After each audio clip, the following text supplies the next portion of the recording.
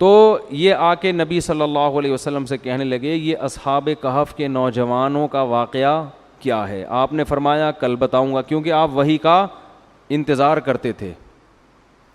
آپ نے انشاء اللہ نہیں کہا، یہ نہیں کہا کہ اگر اللہ نے چاہا. تو اللہ کو آپ صلی اللہ علیہ وسلم کی یہ بات، اس پہ اللہ نے آپ کو تنبیہ فرمائی کہ آپ اپنی مرضی سے کچھ بھی نہیں بتا سکتے. آپ کو یہ کہنا چاہیے کہ اگر اللہ نے چاہا. تو اس پر وحی کا سلسلہ بند ہو گیا اور آپ انتظار کرتے رہے. 15 دن کے بعد وحی نازل ہوئی اور آپ صلی اللہ علیہ وسلم کو بہت تکلیف ہوئی اس عمل سے، کیونکہ وہ اعتراض کر رہے تھے نا کہ دیکھو ان کو معلوم نہیں ہے. تو 15 دن کے بعد وحی نازل ہوئی اور پھر اللہ نے آپ کا پورا واقعہ بیان کیا اور فرمایا کہ وَلَا تَقُولَنَّ لِشَيْءٍ إِنِّي فَاعِلٌ ذَلِكَ غَدًا إِلَّا أَن يَشَاءَ اللَّهُ. کبھی بھی کسی کام کے بارے میں یہ مت کہا کریں کہ میں یہ لازمی کل کروں گا، ہاں یہ کہا کریں اگر اللہ نے چاہا. تو نبی صلی اللہ علیہ وسلم نے انشاءاللہ کہنا بھول گئے تو وہی دیر سے نازل ہوئی، لیکن اللہ نے پھر آپ کو تنبیہ فرمائی. تو اصحاب کہف کا واقعہ بیان کیا کہ پچھلی امتوں میں چند نوجوان تھے جو مشرک حکومت تھی، تو ان دونوں نے بت پرستی کو چھوڑ کر ایک خدا پر ایمان لے آئے. جب ایمان لے آئے تو ان کے لیے اپنے کنٹری میں رہنا ناممکن ہو گیا. تو انہوں نے اللہ پہ اعتماد اور توکل کر کے کہا فَأْوُوا إِلَى الْكَهْفِ، یہاں سے نکلو اور کسی غار میں جا کے پناہ لو. غار میں جائیں گے تو کل دیکھیں گے پھر ہم نے کیا کرنا ہے، فی الحال یہاں سے نکلو. یعنی دین سے پیچھے نہیں ہٹے بلکہ دین پہ قائم رہنے کے لیے اس ملک سے ہجرت کر لی. یہی شریعت کا حکم ہے کہ جس جگہ آپ اپنے دین کو محفوظ نہیں رکھ سکتے وہاں سے آپ کے لیے موو کر جانا واجب ہے، اور یہ اللہ کی طرف سے بہت بڑا اس پہ اجر ملتا ہے. اس پہ قرآن کہتا ہے جو اللہ کی راہ میں نکلے گا نا، دین پہ قائم رہنے کے لیے علاقہ چھوڑے گا، یجد فی الارض مراغما کثیرا وسعا، زمین میں اس کو بڑی کشادگی نظر آئے گی، زمین کا سینہ اس کے لیے کھلا ہوا ہے، بھوک سے مرے گا نہیں. اور اللہ نے فرمایا اگر وہ سفر کے دوران مر گیا فقد وقع اجرہ علی اللہ، اس کا اجر اللہ کے اوپر پڑ گیا، آ کے گر گیا اس کا اجر اللہ کے اوپر، یعنی اللہ پہ فرض ہو گیا اس کو نوازنا. تو اب یہ تین جب نکلے تو انہوں نے کہا چلو بھائی غار میں جا کے پناہ لیتے ہیں، اور اگر تم یہیں رہے تو یہ ہمیں ہمارے پرانے دین پر لے آئیں گے اور ہم کبھی بھی کامیاب نہیں ہو سکیں گے. بڑا مضبوط ایمان. تو اپنے کتے کو بھی ساتھ، کتا حفاظت کے لیے اپنے ساتھ رکھنا جائز ہے، شو کے لیے یا ویسے ہی شوقیہ پالنا جائز نہیں ہے. بہت افسوس کے ساتھ کہنا پڑتا ہے پہلے یہ کتے غیر مسلم پالا کرتے تھے، اب افسوس کے ساتھ کہنا پڑتا ہے مسلمانوں نے بھی کتے پال کے شو مارنا شروع کر دیے. اور ویسے بھی کتے سے ایک عجیب وحشت ہوتی ہے، جتنا ہی پالتو ہو لیکن آپ کو ایک عجیب وحشت ہوگی اس سے. تو پالنا یہ بھیڑ بکریاں پالیں، گائے پالیں، مرغیاں پالیں جو حلال جانور ہیں، تو یہ درندے مت پالا کریں، یہ شریعت میں اچھا کام نہیں ہے. نبی نے فرمایا جس نے کتا پالا بلا ضرورت روزانہ اس کے اجر سے ایک قیرات کم ہوگا، اس کی نیکیاں گھٹتی چلی جائیں گی. جتنی نیکیاں اس نے کی ہیں نا روزانہ اس میں سے بیلنس مائنس ہوتا چلا جائے گا.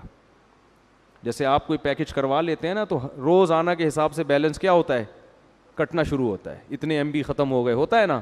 تو آپ نے فرمایا جس نے بلا ضرورت کتا پالا اس کی نیکیوں میں سے روزانہ کے حساب سے نیکیاں ختم ہوتی چلی جائیں گی. تو اس لیے اچھا کام نہیں ہے کتے پالنا.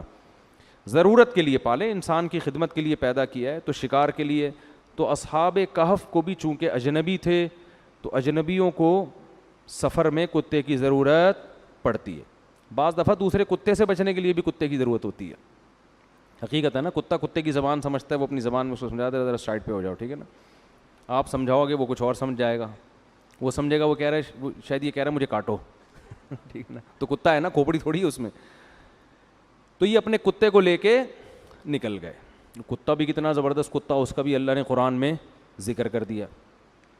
تو قرآن کہتا ہے فَأْوُوا إِلَى الْكَهْفِ، جاؤ ہم اس غار میں ٹھہرتے ہیں پھر دیکھیں گے کیا کرنا ہے. قرآن کہتا ہے ہم نے فَضَرَبْنَا عَلَىٰ آذَانِهِمْ فِي الْكَهْفِ سِنِينَ عَدَدًا، ہم نے ان کو کئی سالوں کے لیے وَلَبِثُوا فِي كَهْفِهِمْ 300 سِنِينَ وَازْدَادُوا 9، 310 سال کے لیے ہم نے ان کو سلا دیا۔ اب یہ بات یہودی جانتے تھے کہ اصحاب کہف کا ایسا واقعہ ہوا ہے جس میں وہ کہتے تھے 300 سال، جبکہ قرآن نے کہا 310۔ تو علماء نے ایک بڑی زبردست بات کی ہے کہ اگر شمسی اور قمری کا فرق نکالا جائے نا تو شمسی 300 قمری 310 بنتے ہیں۔ تو یہ بھی ایک زبردست کیا ہو گئی، میچنگ ہو گئی۔ تو 310 سال کے لیے اللہ نے انہیں اس غار میں سلا دیا۔ کیا اللہ کی قدرت قرآن بتاتا ہے اس کی حکمت کیوں سلا دیا؟ نمبر 1 کہ جب وہ اٹھ کے آئیں گے اپنی قوم کے پاس اور علامتوں سے لگے گا کہ بھئی یہ 300 سال، کیونکہ تاریخ اس وقت بھی لکھی جاتی تھی، 300 سال پہلے ایسے کچھ لوگ ہجرت کر کے بھاگے تھے، یہ ہوا تھا اس وقت، یہ سکہ بھی ہے ان کے پاس، تو لوگوں کو یقین آ جائے گا کہ اللہ ہر چیز پر قدرت رکھتا ہے۔ ایک حکمت تو یہ قرآن نے بیان کی، یہ حکمت۔ دوسری حکمت کہ ہجرت جو اللہ کے لیے کرتا ہے، اللہ کے لیے قربانی کرتا ہے، اللہ غیب سے کیسے اسباب پیدا کرتے ہیں۔ اب پوری دنیا میں ان کو کوئی ٹھکانہ دینے والا نہیں تھا، اللہ نے کہا سو جاؤ، جب صبح اٹھو گے نا تو یہ حکومت ہی چینج ہو چکی ہوگی، 300 سال میں اسلامی حکومت آ چکی ہوگی، وہ تمہیں گلے لگائیں گے، کہیں گے بھائی یہ تو توحید پرست لوگ 300 سال پہلے نکلے تھے، ٹھیک ہے نا، یہ کہاں غائب ہو گئے تھے۔ تو 310 سال سوتے رہے ہیں، اور قرآن کہتا ہے کہ ہم نے غار پہ جو ان کا کتا حفاظت کے لیے بیٹھا ہوا تھا نا، وہ 300 سال تک ایسے بیٹھا رہا ہے کہ لو اطلعت علیہم لولیت منہم فرارا، اس کے روب اتنا تھا کہ کوئی اس کے قریب سے گزر کے اس کو دیکھ لیتا تو بھاگ جاتا وہاں سے، وہ سمجھتا باقاعدہ یہ پہرا دے رہا ہے بیٹھا ہوا۔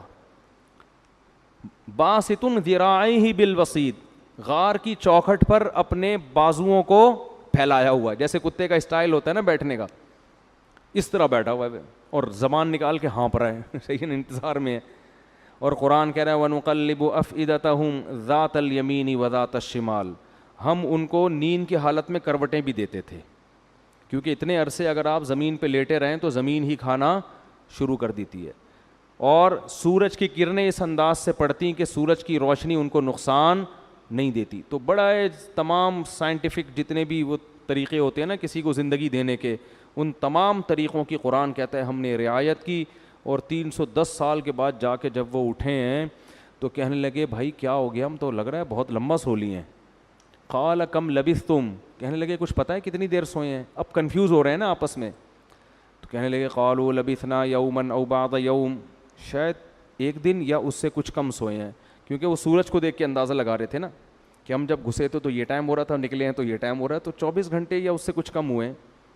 پھر پریشان ہو گئے کہ یار کچھ ایسا لگتا نہیں ہے تو پھر کہنے لگے ربکم اعلم بما لبثتم، اللہ ہی کو پتہ ہے بھائی کتنے سوئے ہیں، اس بحث میں کچھ نہیں رکھا ہوا، پیٹ کمر سے چپکا ہوا ہے۔ فبعثوا احدکم بورقکم ہذہ، یہ سکہ رائج الوقت لے کے جاؤ اور شہر میں چھپ کے جا کے چپکے سے ایھا ازکا طعامن، جو حلال کھانا ہے نا وہ لے کر آؤ۔ اس سے پتہ چلتا ہے بھائی غیر مسلم ریاست میں اس کی فکر کرنا لازم ہے کہ جو آپ کھا رہے ہو وہ حلال ہے یا حرام۔ اسلامی کنٹری میں ضروری نہیں ہے آپ جائیں گوشت کھا لیں حلال ہی ہوگا، لیکن اگر آپ یورپ میں رہتے ہیں، امریکہ میں رہتے ہیں، تو ایسا نہیں کہ ہوٹل میں جا کے جو مرضی کھا لو، تفتیش کرنی پڑے گی، پوری تحقیق۔ صرف حلال کا ٹھپا کافی نہیں ہے، ہر چیز پہ حلال کے ٹھپے لگے ہوئے ہیں آج کل، وہاں لوگ کہتے ہیں حلال لکھا، وہ یعنی شراب کی بوتلوں پہ بھی ان کا بس چلے تو حلال کے ٹھپے لگا دیں وہ، تو اتنا کافی نہیں ہے۔ باقاعدہ کسی ادارے سے، صحیح ریلائبل ادارے سے تحقیق ہونی چاہیے کہ ہاتھ سے اللہ اکبر پڑھ کے ذبح کر بھی رہے ہیں کہ نہیں کر رہے، ورنہ وہ حلال نہیں ہوگا۔ غیر مسلم ملک میں گوشت کھانا اس وقت تک حلال نہیں ہے جب تک آپ کو 100% یقین نہ ہو جائے کہ یہ واقعی حلال طریقے سے ذبح ہوا ہے۔ تو خیر، تو انہوں نے کہا فَلْيَنظُرْ أَيُّهَا أَزْكَىٰ طَعَامًا، چپکے سے جاؤ، وَلْيَتَلَطَّفْ، کسی کو پتہ نہ چلے، بھیس بدل کے جاؤ اور فی الحال کچھ کھانے پینے کا انتظام کر، اور حلال کھانا ہونا چاہیے۔ تو اب جب وہ سکہ رائج الوقت لے کے آیا ہے نا، تو بندوں نے جب وہ دیکھا انہوں نے کہا یہ تو 310 سال پرانے سکے چل رہے ہیں بھائی، یہ کہاں سے آئے، یہ تو کسی کے پاس آج کل مارکیٹ میں ہے ہی نہیں۔ خیر جی وہ قرآن تو مختصر واقعہ بیان کرتا ہے. بالآخر تفتیش ہوتے ہوتے انہوں نے تاریخ کی کتابیں دیکھی ہوں گی, اپنے ابا دادا سے پوچھا ہوگا بھائی ونس اپون اے ٹائم کچھ لوگ یہاں سے گئے تھے, وہ حکومت تھی, انہوں نے وہ پکڑ پکڑ کے سب کو اٹھا کے لے آئے. تو وہ یہ واقعہ بنی اسرائیل میں بہت زیادہ مشہور ہو گیا کہ اللہ نے چند نوجوانوں کو جنہوں نے اللہ کے لیے قربانی دی, ان کو اللہ نے 310 سال تک غار کے اندر بند رکھا ہے, اس کے بعد اللہ نے نکالا. تو پھر انہوں نے نبی صلی اللہ علیہ وسلم سے یہ پوچھا